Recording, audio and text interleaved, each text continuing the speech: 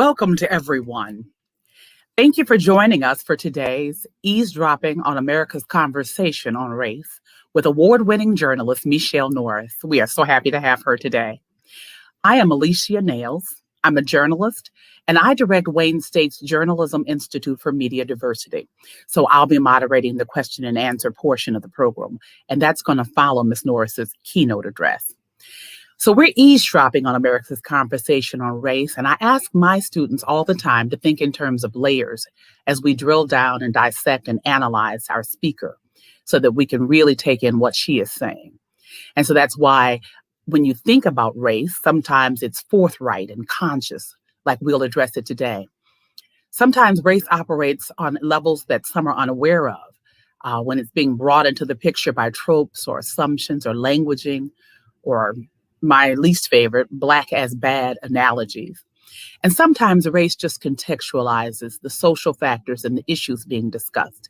So I invite you, students, appreciate the brilliant mind that's joining us today and seek out the various levels of her message that she's bringing us today.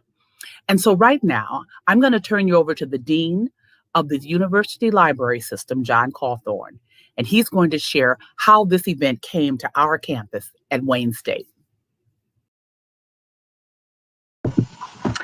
Welcome, Wayne State community. I'm so glad you could join us here today to welcome Michele Norris virtually to Wayne State. Now, I first heard Michele speak a few years ago at a conference and was just moved and inspired by her words. Even in a health pandemic, libraries hold a trusted, safe space on our campus and in our communities to host these difficult conversations. And this is the first of what I hope will be many conversations we have with one another. And as I look forward to partnering with anyone who recognizes this need, especially in this remarkable moment. So I'm deeply grateful for one of our archivists, Kristen Chinnery, who led our effort to bring the Race Card Project to campus. Michele is here to continue that conversation. I would like to thank our partners on this event, CNIT and Marquita Chambly, the Associate Provost and Chief Diversity Officer, as well as library donor Gary Spicer. These people all contributed to Michele being here today. Last but not least, I want to thank Jill Worm and Jim Dower for planning the event. And it is my honor and privilege to welcome President M. Roy Wilson, who will be introducing Michele Norris. Thank you, Dean Cawthorn. Good afternoon, everyone. And on behalf of Wayne State University, thank you for joining us for today's very important discussion. The events of the past year have taught us that while we're a diverse nation, racism is still very much alive in this country. The injustices that people of color, particularly Black people, have suffered have galvanized people across the country to demand real change to combat systemic racism. The majority of the protests have been peaceful, and the protesters themselves are a mix of age and race, with many young people leading the way. While it is important to take action, we, especially in higher education, have to continue to support those actions through constructive conversation about race. Our understanding of race is often incomplete or distorted, and this distorted view often makes progressive collective action very difficult. Research suggests that this incomplete view is based in part on a lack of information about the causes and consequences of race-based inequality. We need to talk about race because we often think about race in ways that profoundly impact our decisions and understandings. Race has also been an important factor in the way that institutions are designed in the work that we do. Higher education has been wrought with hostilities and inequities throughout history, and while difficult to face, we must work to better understand and accept this and let it drive us to a better tomorrow. At Wayne State, we recently created the Social Justice Action Committee, which is already driving culture change and fostering a climate of inclusion and equity throughout the university. While there are individuals and units responsible for leading this work, the responsibility for creating a bias-free, inclusive, and equitable institution rests with each of us. We can make our mission a reality, and together we can create a more equitable society, starting right here and right now in our campus community. I'd like to thank the library system, CNIT, and the Associate Provost for Diversity and Inclusion for providing the opportunity and space to continue this important conversation on race. And Michelle Norris is the ideal person to lead it for us here at Wayne State. Michelle Norris is an award-winning journalist with more than 2 decades of experience. Norris has served as co-host of NPR's news magazine, All Things Considered, public radio's longest-running national program, with Robert Siegel and Melissa Block. Norris began hosting the program in December 2002 and stepped away from her All Things Considered duties during the 2012 presidential campaign. While on sabbatical, Norris spent time traveling the country and developing 2 successful initiatives, the Race Card Project and NPR's Backseat Book Club. As a Washington Post opinions contributor, Norris sparks important dialogue on current events, social issues, and the power to make change as she breaks down commonly held beliefs and attitudes on race, diversity, and bias. Norris has received many honors in journalism for insight into American culture and social issues, including the Peabody Award, DuPont Award, and Journalist of the Year by the National Association of Black Journalists. She was recently named Essence Magazine's 25 Most Influential Black Americans. In September 2010, Norris published her first book, The Grace of Silence, a memoir. The book focuses on how America talks about race in the wake of the Obama presidency and how her own complex legacy has shaped her dedication to informing others through sound and voice. Compelling, thoughtful, and insightful, Norris's personality is hard to match. Please join me in giving a warm welcome to Michelle Norris.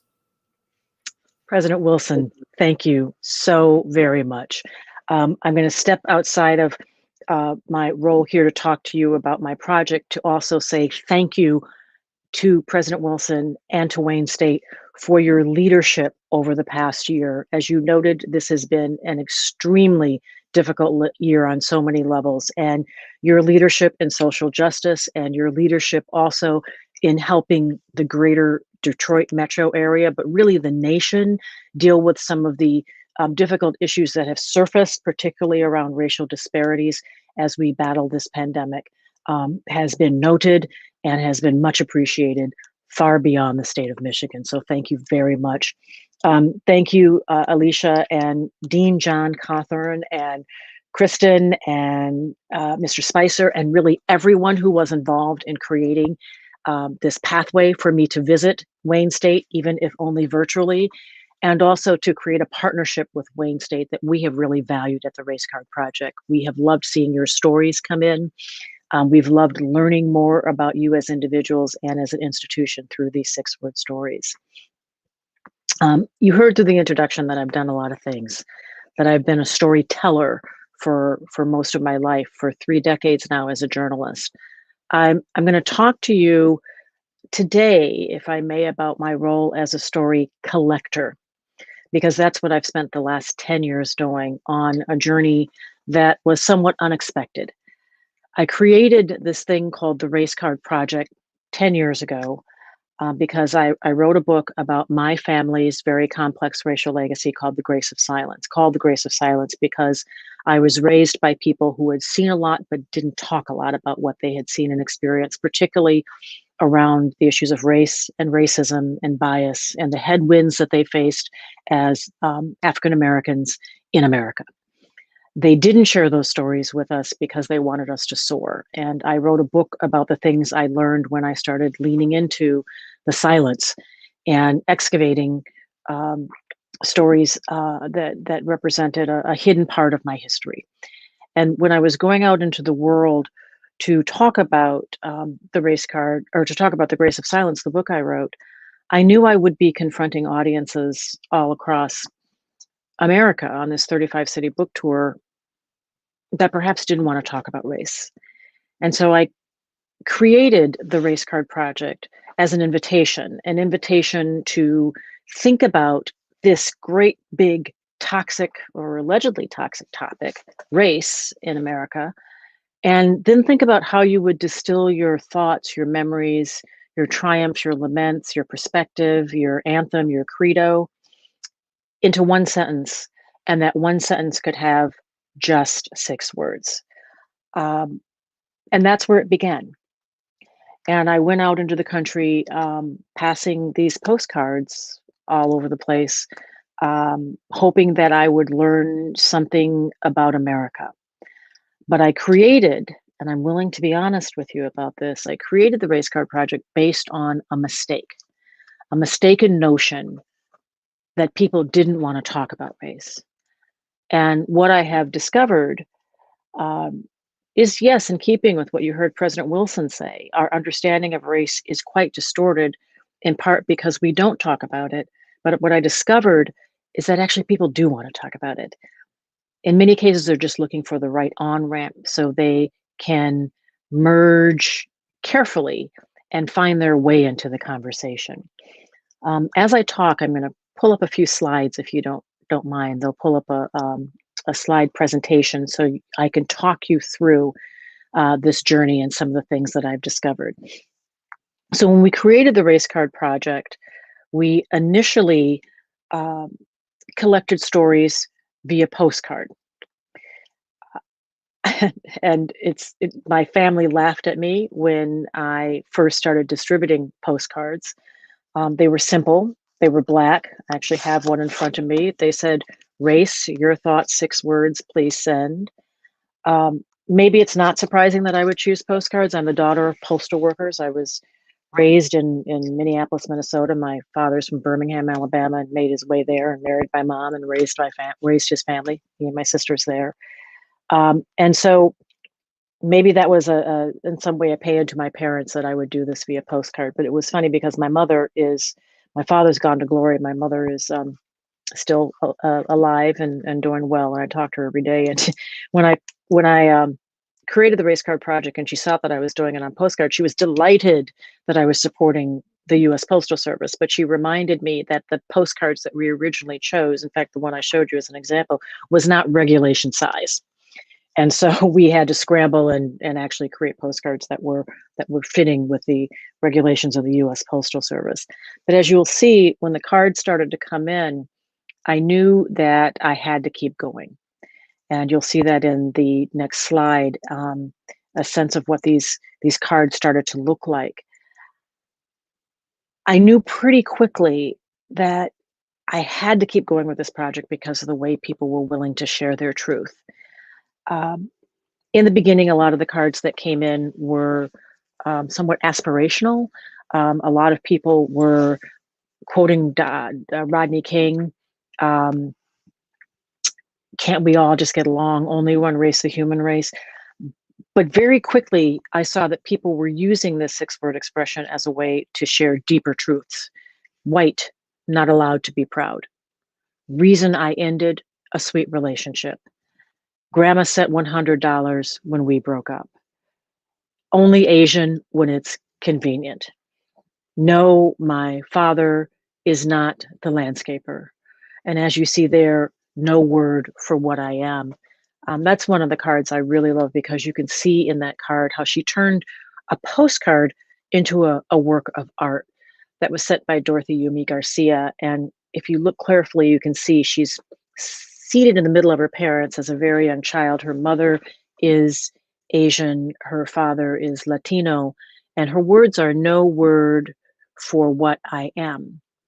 And she's speaking to that experience that might be something that some of you listening and watching today have experienced yourself when you go to fill out a form at the doctor's office, you're applying, you're sending in an application for college, you're at the Department of Motor Vehicles and getting your driver's license or your real ID, and you go through the identity section and they ask what you are, and You're only allowed to choose one box, but one box maybe isn't big enough to fully and capture all that you are. And that's the experience that she has had throughout her life. She's not just Latino. She's not just Asian. She's all of those things. And one box doesn't really actually capture all of that. You can see that in her picture. And I love the intention. I don't know, maybe she just happened to have a Negro League stamp in her drawer when she sent this card, but to me, it felt like it was intentional and part of the overall presentation that she was trying to make in sending in her card. And she notes there, as you see, she's pictured here with her parents in the 1950s. I love seeing the cards that arrive still to this day in our inbox via postcard, though at this point, most of the cards come in digitally. We created a website about 2 years after we started the Race Card Project. We started in 2010. Around 2012, we had a website, and on the website, we realized it was just easier to collect cards that way digitally. And so while the vast majority of the cards that we've collected in 10 years, we have archived more than 500,000 cards from all 50 states and 96 countries. Most of them come in digitally, but we still love the cards that come in where you see people's writing. There's something about handwriting that tells part of the story. Many times when the cards come, the handwriting is so small you can barely read it. That says something too. Sometimes people are they're still so hesitant even to put those words on paper. In this case, you see his thought process.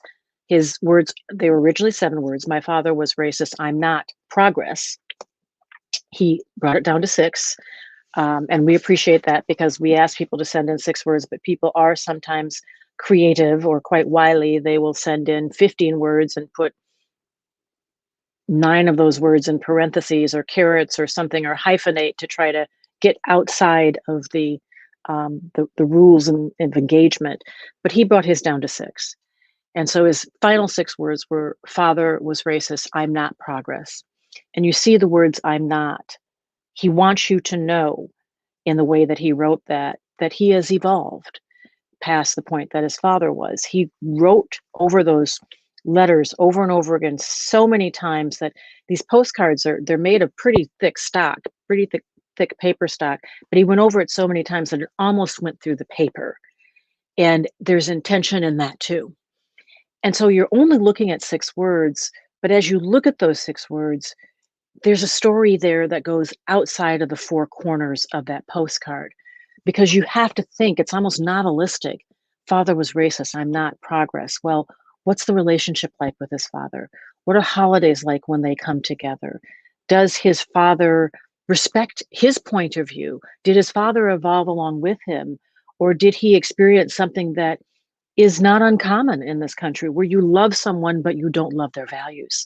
And yet you have to figure out how to create some sort of bridge so that you can continue to have the strong tether of your relationship. That's one of the things that I love about this project, is that it opens the door. And so you see there the cards that have come in and the river of truth that I have been allowed to swim in for the past 10 years. You see a card there pulled out so you can, I guess, more easily see it. Did my Southern grandpa attend lynchings? Sent in by someone who lives in Iowa. And it's interesting because if she's asking the question, you get a strong indication that she probably knows the answer, or at least has a strong hint of whether or not that was true. Oftentimes when people share their stories with us, they're saying things that they haven't said out loud ever before. We know this because as a journalist, I reach into the inbox regularly and talk to people who've submitted their stories. We know this because when we created the form online that allowed people to submit their stories, we added 2 words. We allowed them to send their 6-word story, and we added 2 words, anything else. And those additional 2 words were like opening up a spigot.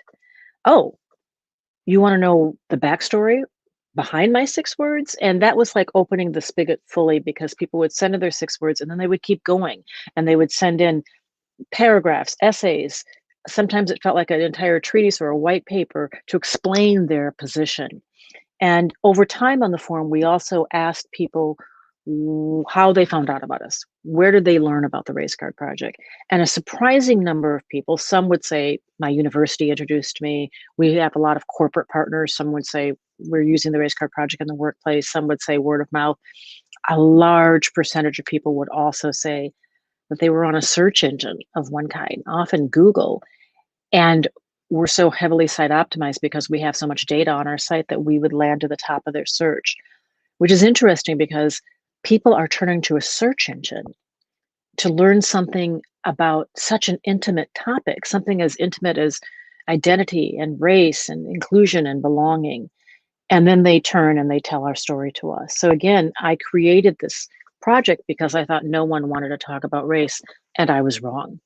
The fact that we've collected 500,000 stories, and actually we've archived 500,000, we have thousands that are waiting in queue to be archived, tells me I was wrong. The fact that people send in their stories, that they attach their name to these stories, and often send in a photo so that you know who they are and where they came from. And the pictures that you're seeing here, these are all people who have sent in stories at the Race Card Project, sending pictures of themselves. Sometimes it's selfies, sometimes it's a point of pride, sometimes it's a story that reaches into their past. So they send a childhood photo, as you see right there, with the young man with the braids, pictures of their family, pictures of their aspirations, pictures of difficult memories, all of them adding to this archive and adding to perhaps our understanding of the lived experience of race, this thing that we often don't talk about that adds to the misunderstanding and the distortion field that President Wilson talked about. What I want to do is just for a few minutes take you inside the inbox, because that's what I do every day. Our cards, our stories, our submissions arrive from all over the world every day, and every day we dip into the inbox and see what people have served up. And I just want to share a few of them with you. If we were in a room together, and I wish we were in a room together, I regret that we cannot be, but if we were in a room together, what I would ask is I would reach out in the audience and I would say, who wants to read this one out loud? And the reason I do that is I tell people, if you go to the Race Card Project website, and you should, that you should try to say some of what you see out loud, because something happens when you put your mouth around someone else's truth. You absorb it in a different way. So I can't reach out and ask someone to raise their hand, but I can ask, as we go through these slides, maybe wherever you are, that you in your own space, in the comfort of your office or your home or your kitchen or your bedroom or your den or wherever you happen to be, that maybe you will say these out loud so you can have that experience. Married a white girl, now what? This is not something that you would generally hear someone say in polite conversation. You wouldn't necessarily hear someone say this in the workplace. You wouldn't necessarily hear someone say this in your family, even though the person may have married a white girl. They might not say that out loud in quite this way. And again, this is what happens in the Race Card Project when people speak their truth. If you had seen or heard someone say this and you had overheard them out in the street somewhere, you would think, oh my goodness, what kind of day are they having? But here is the kind of candor that someone like Kyle Lim serves up. Kyle actually lives in the state of Michigan. And when he sent in his card, I contacted him, and I contacted him for two reasons. One, look at that picture. Isn't it amazing? It's such an amazing picture. I wanted to make sure that it wasn't a stock photo. I wanted to make sure that I was not putting up some sort of stock photo instead of a picture of that actually featured him and his bride. And I thought either this is a stock photo or they have the best wedding photographer in the world. And it turns out that they had a really good wedding photographer who caught them in this lovely moment. The other reason I wanted to reach out to him is I wanted to let him know that we were going to post this on the website and that he could let his wife know. And so a family member wouldn't trip on it or be surprised or something like that. He speaks to an experience of, again, that some of you, may be familiar with, is marrying someone who is outside of his ethnicity and his race. And marrying someone, as he tells in his story, who he always had a lot in common with. They liked the same music. They grew up into young adulthood together. They socialized together. They had similar interests. But as they decided to get married and think about having a family together, he said that she had saw him as someone who was assimilated, fully assimilated, meaning that that he had taken on a lot of the affect and aspirations of an interest of the at present majority culture, which means white America. And he said that she saw him as someone who was almost like a white man who tans easily, was the phrase that he used. And as they decided to raise a family together, he wanted to actually introduce the things from his own culture, that the kitchen would be filled with the smells that he remembered from childhood, that the holidays that they celebrated would be familiar to him too.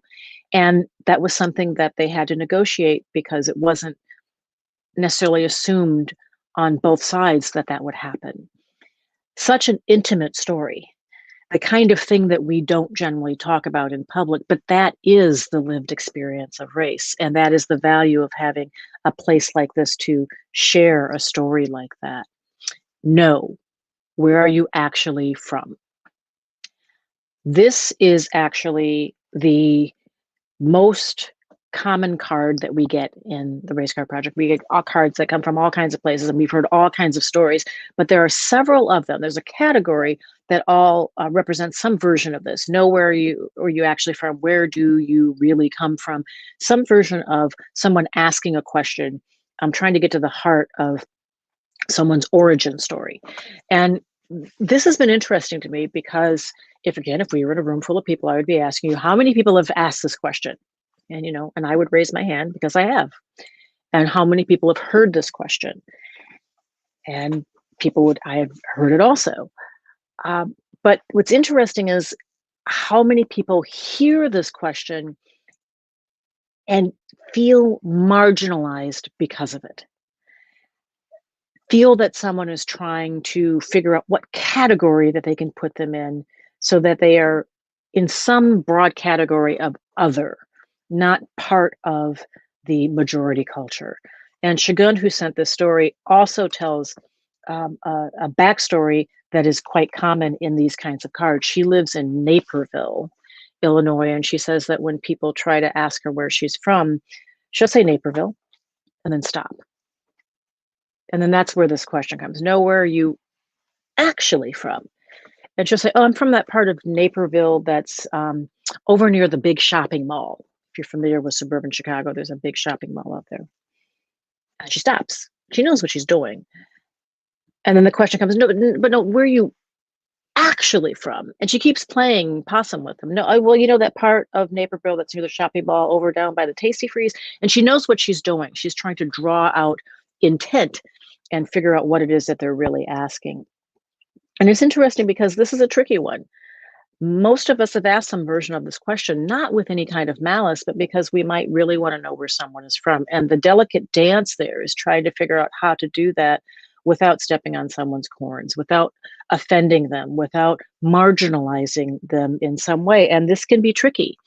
But it's a road that we will not be able to navigate easily unless we're willing to talk about this. And that's the value of putting that story out there. Lady, I don't want your purse. This is, we have also a few versions of this, but this particular card was sent in by a gentleman named Hiawatha. And he's speaking to a moment that I wish we could all be in a room together and talk about also, because it's revealing. If we were in a room together, I would ask you, and I'll just ask you now, and you can answer, in your own way.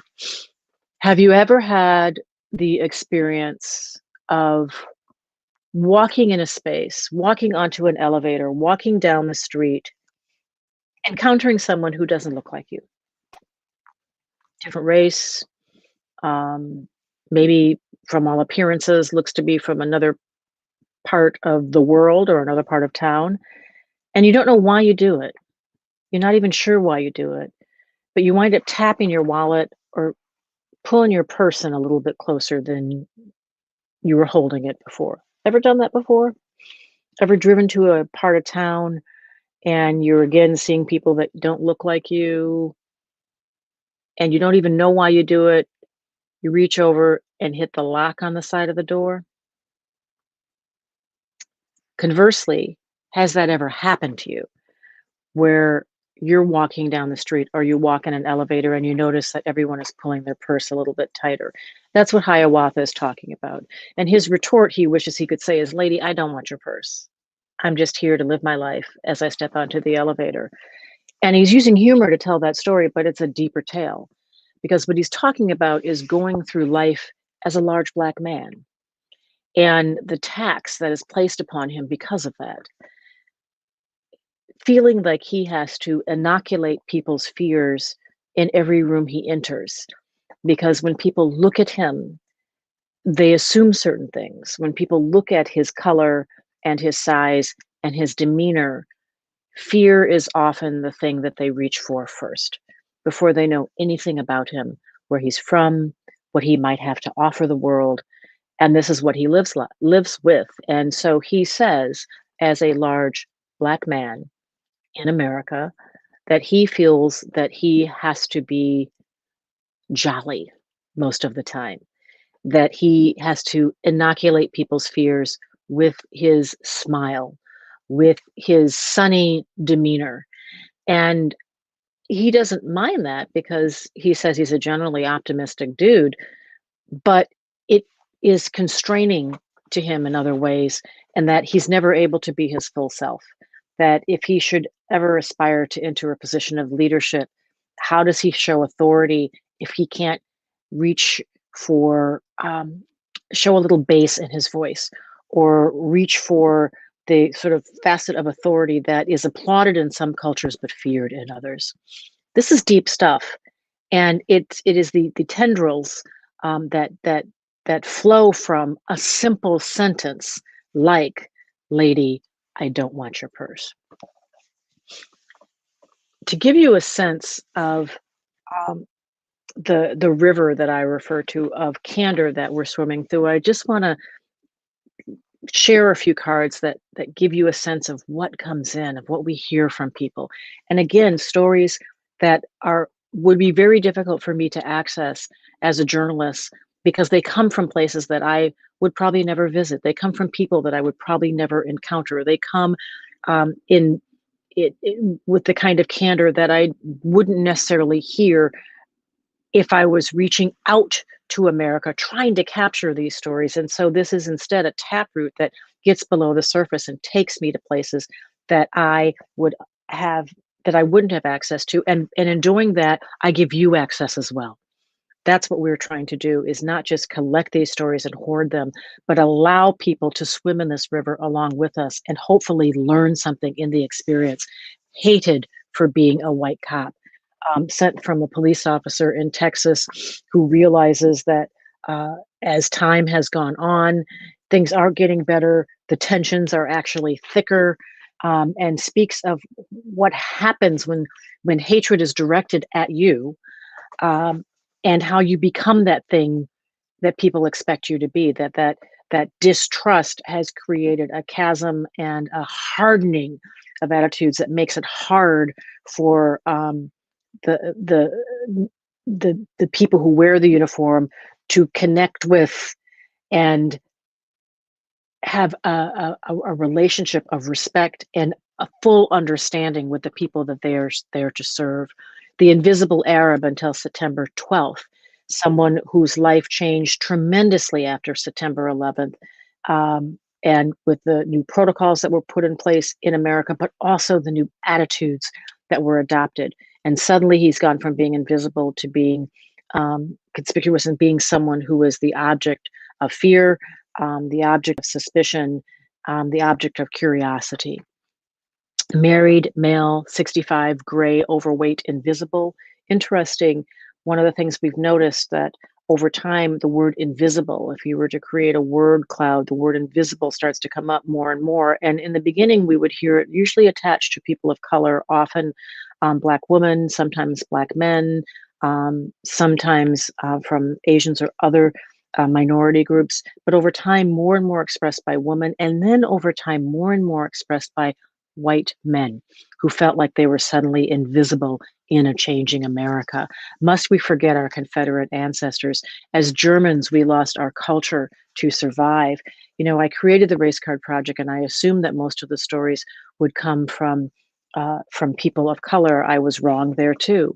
A large percentage of the stories have come from white Americans, from people who were part of majority culture, talking about their identity frame, and often talking about the immigrant experience that they experience, what it's like to have red hair, what it's like to be in a mixed family, what it's like to wrestle with the notion of pride if you're white Americans, or wrestling constantly with the notions of legacy and history.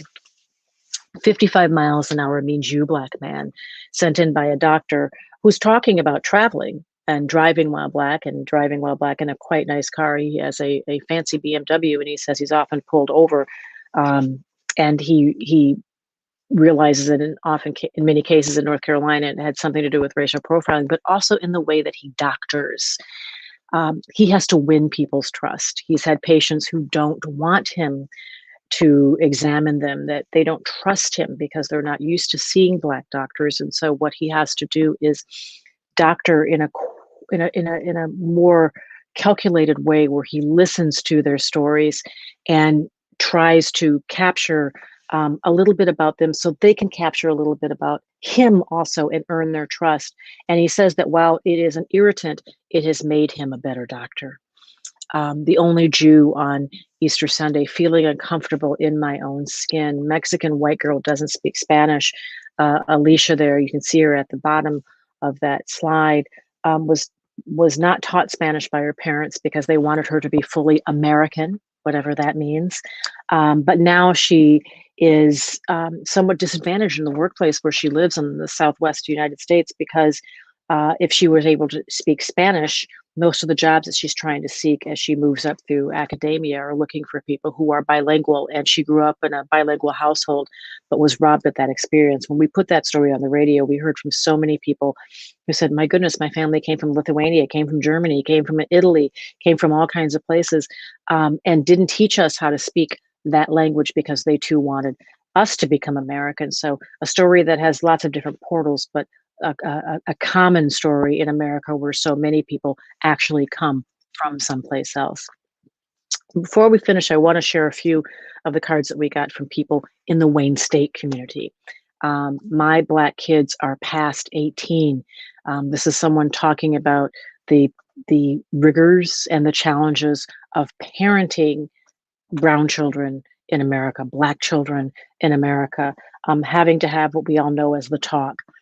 The fear that walks out the door with them every time they leave, and how to balance that with the aspirations that you hope to place on their shoulders.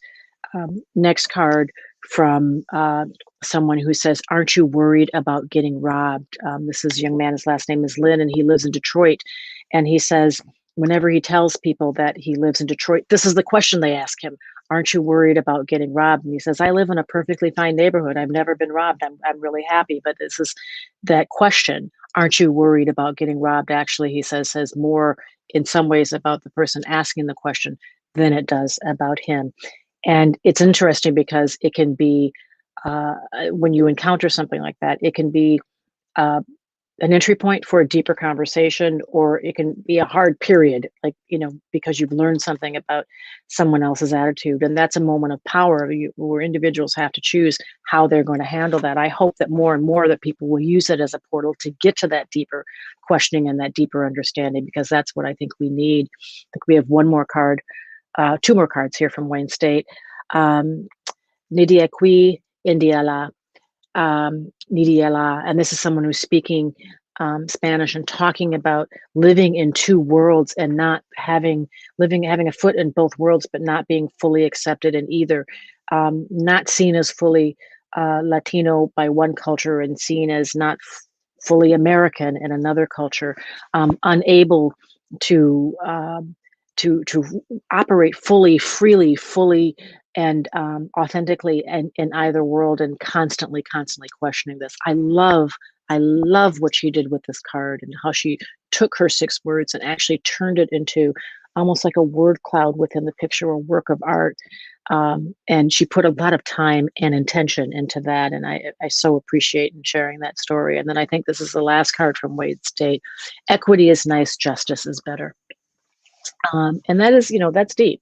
Equity is nice, justice is better. Many of these cards that we receive really make us think about this. You know, someone else said we asked for equality, we got integration. You know, asking us to think about, well, those are not the same thing, and integration is something that, you know, is a somewhat squishy concept even in America today, but it's not the same as equality, and equality is not the same as equity. One of the things that we ask people to do as they go through this journey, you know, you look at all the people that have shared their stories, is to think about a few things, and a few things that we've learned. We know now that people want to talk about race. They want to explore and understand. They just don't have, in many cases, the on ramp or the easy way of doing that. We know that we overestimate the ease and comfort level of young people around race. We assume that because they all listen to each other's music and they all travel a similar path, and we don't have the sort of walls of segregation that were established, you know, in the past, that it's easier for young people. It might be easier, but it's still not easy, and that's something that is important to remember. We've learned that race is not a proxy for brown people's issues. Oftentimes, when you have when you run any kind of initiative around race, it's usually by, for, about people of color.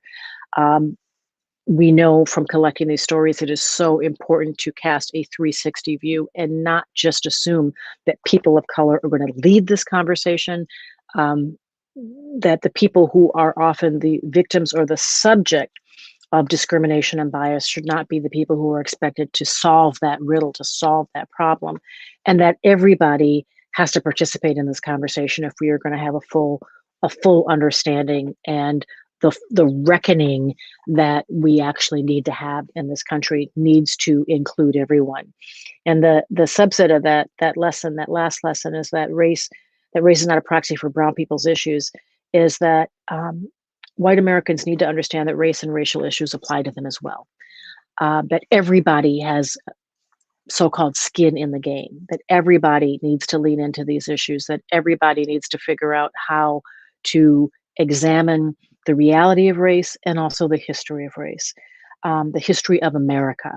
We're having this conversation in February, Black History Month, but Black history is American history. And American history, as it's rendered in our country, is usually incomplete in its telling because so many people's stories are not included in that history. And we hope that some of the work that we are doing through the Race Card Project is somewhat of a corrective to that, and that by people adding their story to this rich archive, that this will serve as a river of candor and truth that people can step into to better understand the lived experience of race today, but that years from now, that people will be able to reach back to this archive, to first person experience as described by the individual, not mitigated or limited in some way by the questioning of, say, a census taker or by a historian or even a journalist like myself, that this is first person narrative, and that will go a long way toward people getting a better understanding of this amazing period that we have all just lived through. The Race Card Project has been operating for 10 years, a period bookended by the election of Barack Obama and Donald Trump, and then punctuated by a year of global pandemic, street protests, the marauding of the Capitol, and great economic tumult. You know, in closing, one of the most important things I've learned in trying to talk about race is to think about the terms that we use in having this conversation. I called this the Race Card Project, and if I were doing it again, I'm not sure I would use that name. I called it the Race Card Project because I don't much like the term playing the race card. It's imprecise. It is usually used to shut down conversation. It is usually a pithy way of saying, you're making me uncomfortable, please stop talking. So I tried to use that term instead of using it to shut down conversation, to use that term to kickstart a conversation through this initiative. But if I were doing it again, I think I would probably talk about race and identity. Because the truth is, when we talk about race, there is an expectation that that's other people's issues. Oh, that's an issue that involves Black or brown people. And we've got to change that. The story of race in America today very much involves white America. But that's not the way we think about race. It very much involves privilege and white supremacy. It also just involves changing demographics and a majority culture that will shift to a different status very soon because the future in terms of our demographics is arriving ahead of schedule. And it's a story that should include everybody in America. And so when I talk about race, you will hear me use race and identity interchangeably. And that's one of the lessons that I've learned. One of the things I want to leave you with is a thought of how to talk about race and inclusion and equity and equality. And it was something that was shared with me by Cheryl Eiffel, who is the president and CEO of the NAACP Legal Defense Council. And I thought about it, but she was talking about it in terms of poverty. So if you want to talk about poverty in this country and you really want to understand it and get to the core, try to talk about poverty without using that term. Because then you have to talk about the condition of poverty. You have to talk about what it really represents. And I snatched that and said, well, let's apply that to race. Let's apply that to equity. Let's apply that to equality. Let's apply that to inclusion and diversity. Because every time you try to talk about any of those things and you can't use that catchphrase, you have to talk about what it really means to you. And if you're talking about it in a group, you might determine that, well, it might not mean the same thing to everybody here, but you start to get a precise understanding of what it is that you are trying to achieve, what it is that might be possible, what it takes to make that possible.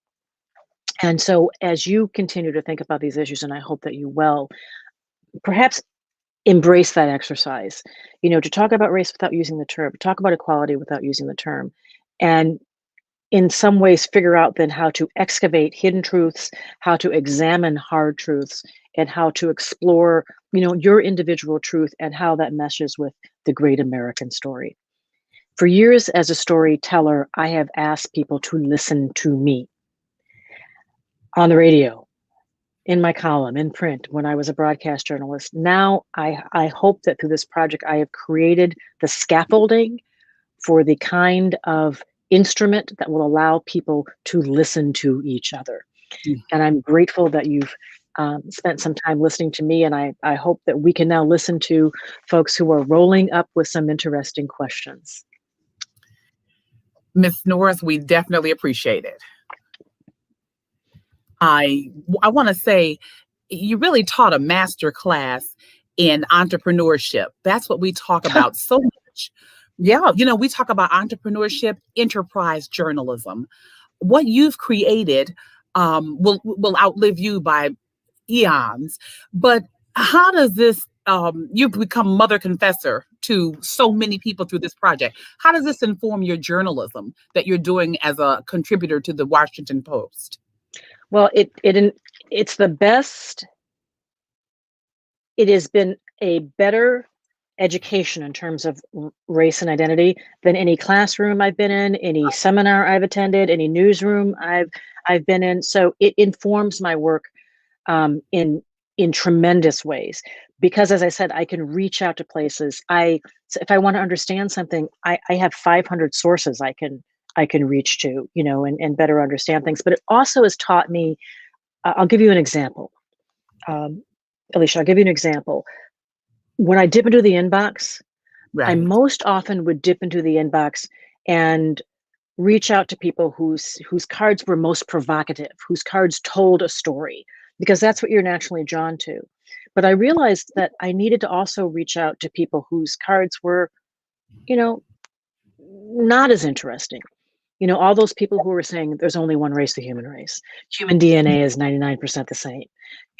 And I realized that I'd reach out to them and they'd have an incredible story to tell that was so much deeper than what they said in their 6 words. So, it is an example of how you really have to continue to pry and try to open doors. I guess the biggest way it has informed my work, though, is the last thing I said in my speak and in my talk, that I'm trying to excavate hidden truths and I'm trying to examine hardened truths. And I try to use my work to do that in a way that opens people's eyes, not trying to get them to necessarily agree with me. I don't expect that, but put it on the table so we can at least talk about this. And I think at this moment where we're wrestling with history, it is the most important time for me to do this work. I guess I'm comparing the depth that you're getting through the Race Card Project, and I agree with you on that term. I'm glad you spoke to that. with the comment sections or comments that you would get even on Twitter from your writing in the Washington Post? How would you compare and contrast that kind of feedback? Well, the difference is the comment section is often, you have to be careful. You have to eat your Wheaties before you read the comment section, because it's like a rain of fists, Yep. And I think the difference is people show up often in the comment section for hot takes. Mm-hmm. And the difference in the Race Car Project, it's not like anything I have experienced where people, they come to engage, and they come not necessarily to argue, but to say, okay, oh, I have a seat at the table. This is my story. I mean, and I tell people, if you go to the Race Car Project, you will be offended. Yeah. I say this outright. We're used in hundreds of schools, and I tell people, just let your students know. When we work with corporate partners, let people know they will be offended. And we don't post anything that is threatening. We do draw a line, but we will post a lot of things that I wouldn't want said at my dinner table. Yeah. That I would never pass my lips, but we post them because what we are trying to do is hold a mirror and a window up to American society when it comes to race. And if you're holding a mirror up to society when it comes to race, you're not going to like what you see. You shouldn't like what you see. And so we include that. But even people who show up to say the most unsavory things, I just don't care about Blacks anymore. Someone sent that in from Tulsa. Okay, so you wince a little bit when you hear that, especially if you're a Black person. But he sent that in, and then he sent in a very long, very well written explanation of, he says, I'm not talking about the Black people I know in my life. I'm talking about he doesn't like the protest. He thinks that there's a better way to handle things. And he feels that as a white person in America, although it's last name, I'm not sure if he's actually white, so I don't want to assume that, because he could be Latino, or he could be something other than just white. But he writes about how difficult it is to always walk through a door that either says guilt or blame. Mm-hmm. And so while he wants to engage, he has found it to be an unsuccessful and unsatisfactory experience that just gives him indigestion, because there's no way for him to process identity without being made to feel like it's his fault. A lot of people feel that way. Yeah. But not a lot of people roll up to the table and say it out loud and then explain it in a way that has a lot of thought. And so that's the difference between the comment section, I think, and the kinds of stories that we collect. In the last 2 minutes that we have, I'm looking at a person who has achieved so much in her career. What would you say to the students that are watching about how to find a passion project now? You found a sweet spot. How can so many of them I experience, they just don't know what they want to do. What advice would you give them for selecting a career? Okay, so write your future in pencil. I mean, really, because I didn't know I was going to be doing this. I started out I studied broadcast. I studied engineering actually first in college, and then switched to journalism. Studied broadcast journalism, worked in print, then went to broadcast, then went to radio. So I kept jumping into the deep end of the pool and doing different things. So be open to trying different things. Allow yourself to fail, but fail fast. If it doesn't work, see if you can get someone to help you. If it's not going to work, pivot. As Michelle Obama says, swerve and try, and try something else. But if you're interested in journalism, write as much as you can. Write as much as you can. The Twitter counts a little bit, but I'm talking about a different kind of writing. Write letters, write submissions, blog, Medium, takes posts from all, get published. Even if you want to be on the radio, if you want to be in broadcasting, write. And then the other side of that is read, because you cannot conquer the world unless you understand it. Yes. Those are pearls. Those are pearls of wisdom.